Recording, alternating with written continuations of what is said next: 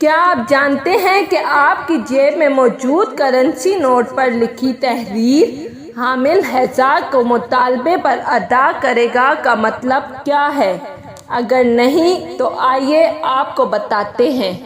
اس کا مطلب یہ ہے کہ آپ کی حکومت آپ کے مطالبے پر اس نوٹ کے برابر سونا ادا کرنے کا پابند ہے، نوٹ خواہ 1 روپے کا ہو یا 1000 کا۔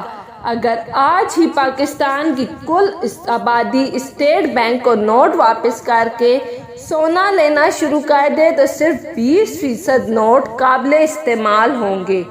باقی 80% نوٹوں کی قیمت ردی کاغذ کے حساب سے 13 روپے فی کلو ہے، کیونکہ باقی نوٹوں کا سونا موجود ہی نہیں، اس لیے ان کی قیمت وہی ہے جو ردی کوڑے کی ہوتی ہے۔ دوسری جنگ عظیم کے بعد یورپ کے لوگ لکڑی کی جگہ کرنسی نوٹ جلاتے تھے، کیونکہ لکڑی کی قیمت کرنسی سے زیادہ ہو گئی تھی۔ مہنگائی بڑھنے کی شرح، جسے انفلیشن یا افراط زر کہتے ہیں، کا کانسیپٹ صرف 100 سال پرانا ہے۔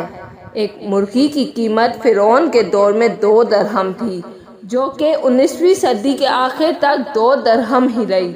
اگر ہم غور کریں تو آج بھی اس کی قیمت 2 درہم ہی بنتی ہے، مطلب 0% انفلیشن۔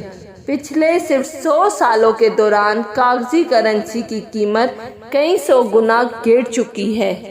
انفلیشن دراصل ایک ٹیکس ہے جو امیر اور غریب بغیر کسی تفریق کے برابر ادا کرتے ہیں۔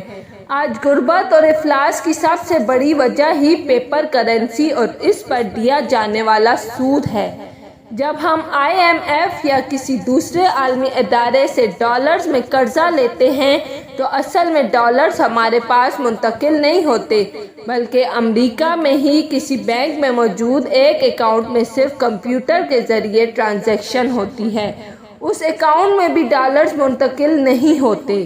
آج تک دنیا میں موجود ڈالرز کا صرف 3% چھاپا گیا ہے، باقی 97% ڈالر صرف کمپیوٹرز کی ہارڈ ڈسک میں محفوظ ہیں۔